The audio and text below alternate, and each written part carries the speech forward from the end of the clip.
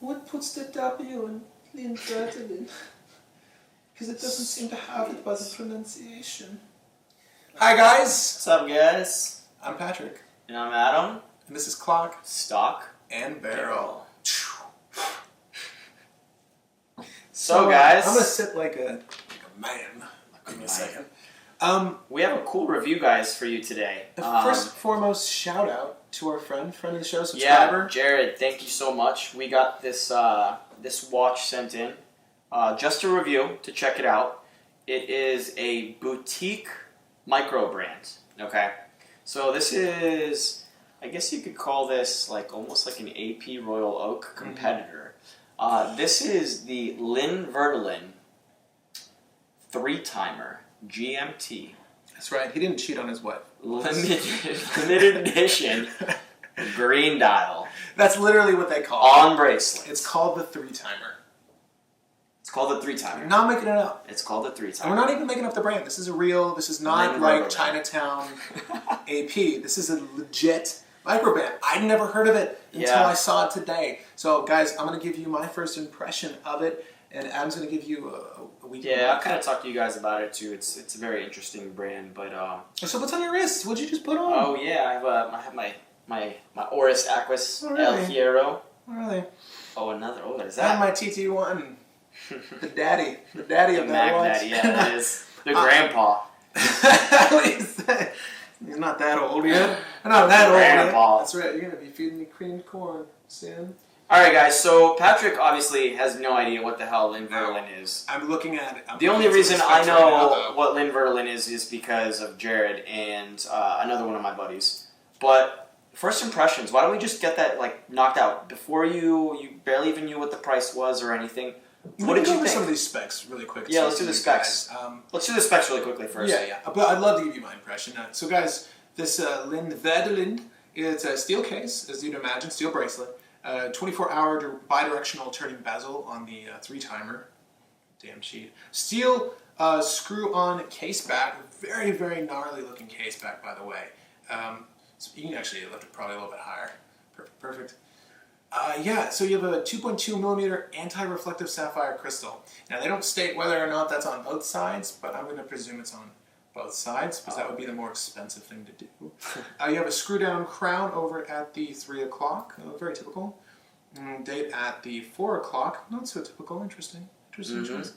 So guys, it's a 44 millimeter width, 46 millimeter length, and a 15 millimeter height. However, I will say with that bracelet, it doesn't feel like a 15 millimeter watch. Right. I didn't even know that. Are they sure they got this right? We might have to email them. So it has an automatic movement. It's not listed as to what movement's in there. It's an ETA 2893. You guys are probably familiar with the ETA 2892, which is used in a lot of different watches. Most notably, I guess the Seamaster has kind of the caliber 1120. Yeah, 1120 is basically a 2892. Right. Yeah. The 2893 is the GMT. Oh, so guys, if you didn't get a good shot of it, let me throw it back in there. So one of the unique features to this watch is that dial. It's a green galvanic dial, creating 12 rhodium-plated applied indexes with luminance. It's a rather radical looking dial.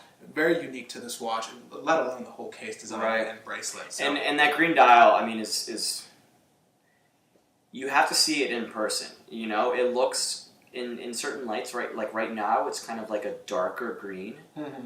You know, but in sunlight, it kind of becomes this bright green, and in like dimmer lights, it almost looks black. You know. Oh, and another cool thing to note about this watch, and when I was taking a look at it earlier. It said 300-meter diver on the back, or 300-meter water resistance. Yeah. That's a lot. Yeah. That's a lot for for a non, it's a tool watch. It's certainly a tool watch, and you'll notice this unique case design. It's actually a modular piece too. There are things that you can equip to it. Yeah. So very cool. So why don't we a little bit about Linde Werdelin. So it's two guys. Linde. Their last names, I think it's Jorn Werdelin and something Linde. Two guys. This was created in the kind of mid-2000s. They wanted a sports piece that they could attach computers to. So if you guys notice on the case, you'll see these kind of indents right on the side, and every single Linde Werdelin has this case design, and the reason for that is Linde Werdelin, they have these two computers that you can attach right onto the actual watch itself. One is for diving, and it's called the Reef, and I think that those retail for a little over $1,000 or something like that. And then one's called the Rock, which is used for skiing. So it's Morten Linde, I think. Morten Linde and Jorn Werdelin. They're kind of an interesting couple guys. They're really big into skiing and kind of like, you know, enjoying life to the fullest, you know, with scuba diving and everything. Yeah. So it's kind of cool. So they're two Danish guys, actually. It's interesting. This is a Danish company, but it's completely 100% Swiss made. No way that's 15 millimeters. The computers are Danish, but their HQ is in London. Huh. So they're kind of all over the place. And as you guys can see, it's a very modern style. And it has that integrated. This one has an integrated bracelet, which is really interesting. I guess we can talk about kind of the different points here.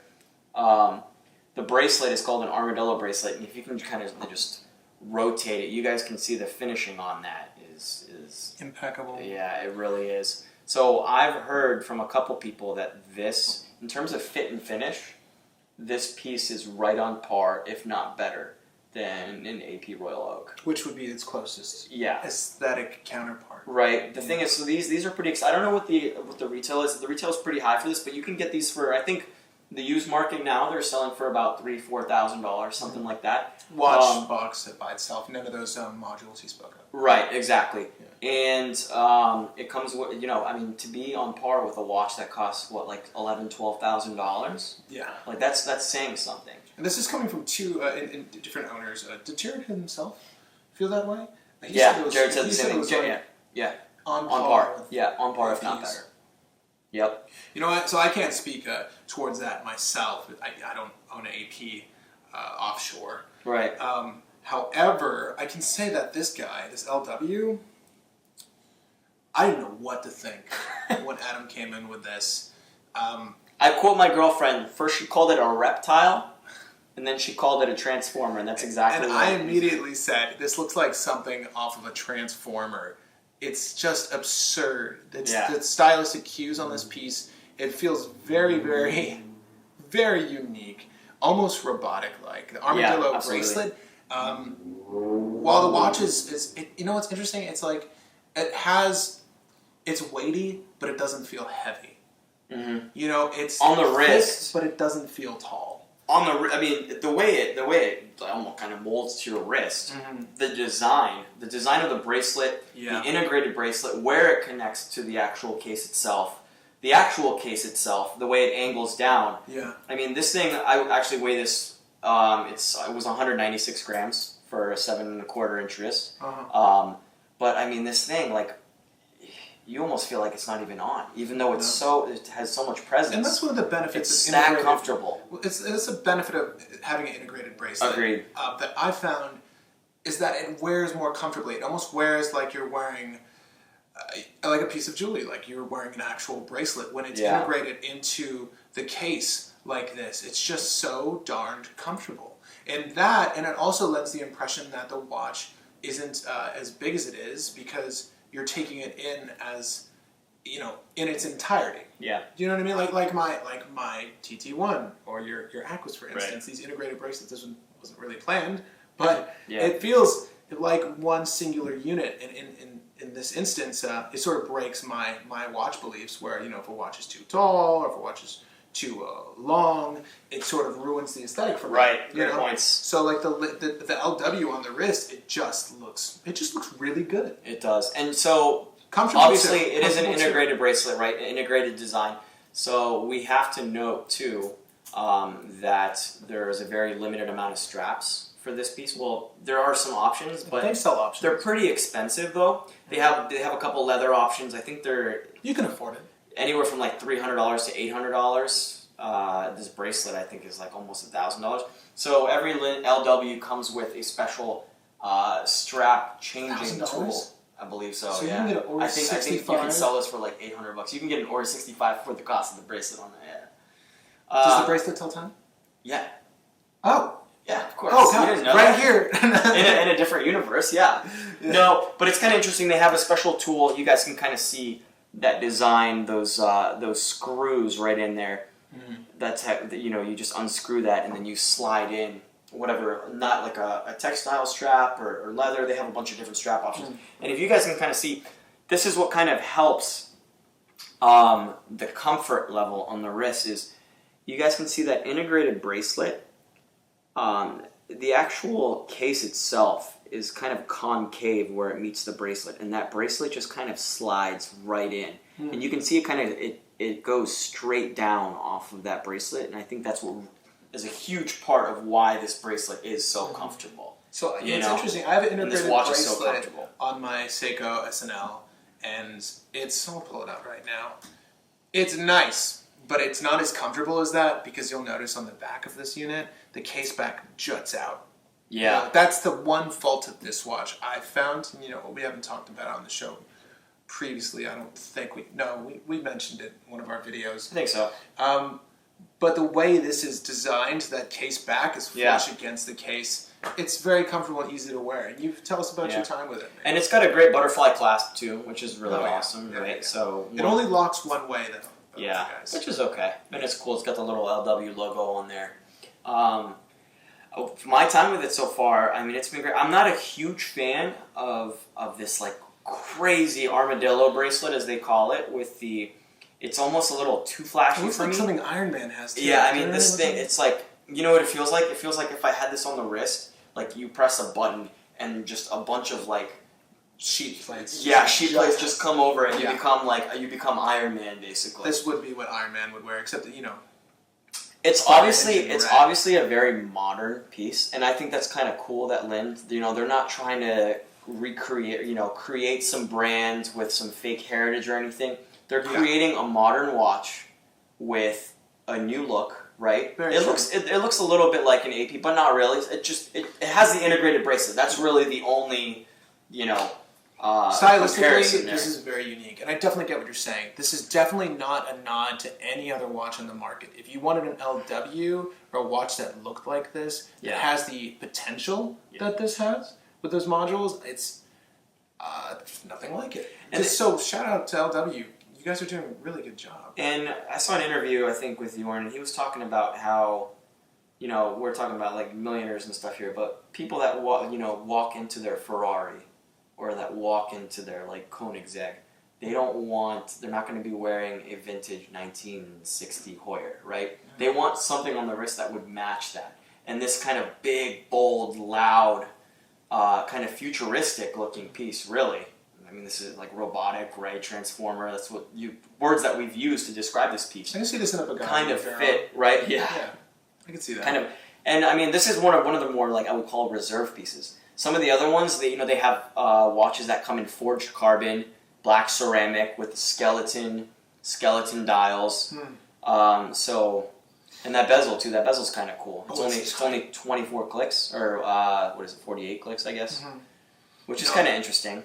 Or the action on it's really nice. The one thing I don't like it's hard to grade it aesthetically because it's so unique in and of itself. It looks like something Iron Man would wear. It also looks just like a geological structure, like a mountain face. Do you know what I mean? Yeah. Which lends to its design, its task. That is. I don't like that little indent, guys. At 24? Linde Werdelin, yeah. I don't like that indent on the 24. Yeah, I don't really know what the point of that is. I'm surprised, why doing it all? Maybe on all the individual, 2, 4, 6, Is 8. there something that attaches to it? I don't know. Maybe the actual A night light? night light. Yeah. Probably a laser. Actually, Yeah, this is legitimately a Bond watch. Yeah, seriously. Wow, when this is like a Bond villain watch. Yeah. Well, let's talk about the fit and finish. What do you think? This is something that people are saying is on par with an AP Royal Oak, which Five-figure watch. I mean, is known to have one of the best bracelets in the game, if not one of the best bracelet in the game. I love so it's brushed all over. And I like that a lot because I don't have to think about scratches as much. It's It's just going to add to the scratches. Right. It's aesthetically extremely pleasing. I think it's finished very well. Looking at it, it's so hard to judge. It's so hard to judge something like this. Right. You know what I mean? It's so out of left field. When you hold a watch like this, it does have that unique quality of something more exotic, where it's hard to critique it because it's so interesting and beautiful in its own right. Yeah. You know what I mean? So finished watch. Just like modern art, right? Yeah. I mean, on the wrist, it's extremely comfortable. It is really fun to wear. It's something. It's definitely not a daily piece, or it wouldn't be for me. Yeah. But if I'm going out and having fun, or I'm going out and skiing or diving, apparently with this unit, and I it's feel comfortable. like it's extremely comfortable. It feels like a tank. Well, it does feel. It feels like something. Yeah, it feels like something I would equip to do some sort of task. It has that tool aesthetic, and it's a 3-timer. Right. So you've got those multiple time zones. So it's a great functionality for those world travelers. It's trying to take on a watch for every person. Right. Do you know what I mean? Yeah. And in and of that, it's such a great idea or philosophy for a brand. Yeah. That you have to appreciate it. Yeah, and like props to the two of them. I mean, they created something really unique, right? Mm-hmm. Like, who is creating computers that you can attach to your wristwatch? You know? No one. Not that I'm conscious of. Comment down below if you know of a brand that is doing something similar to LW. Super innovative, right? Another really cool thing about these, since they're a boutique brand, I like this piece is limited. Bracelet, You do? This piece is limited to 22. 22 pieces, which is really cool. And some of the other ones are limited to like 80. I think 88 for one of them. There are a couple that are like in the hundreds, but for the most part, they're extremely limited. But like you said, you could put this on, use one of those modules, put on your other one, use one of those modules. It's very interchangeable. One big knock is something with a finish like this. Using pin and collars, I mean, I feel like you have to have screw links for something like this. You know? You know what? That's funny. I didn't even think about that. But I will say the pin and collar system is very cool because there's one long pin, but the tube is actually almost the entire length of the bracelet. So you slide the tube. It's not a tiny little collar. It's like it's a whole tube that's like maybe. I'm assuming it goes through that center link. It goes through that entire length of the center link. Mm-hmm. So. Nice. Yeah. So it was easier to size. And it's a better collar system than I've ever seen. I don't know why brands do that. Is it structurally more secure? Again, comment down below if you know about that. I don't know what the philosophy is behind using a pin and collar as opposed to a screw-in link. Right. I know preference-wise as a user, the screw-in links are a little bit better. Right. It's definitely more accessible for people to size on their own. But if it's done right, like the 65, if it's done right, I don't mind at all. Yeah.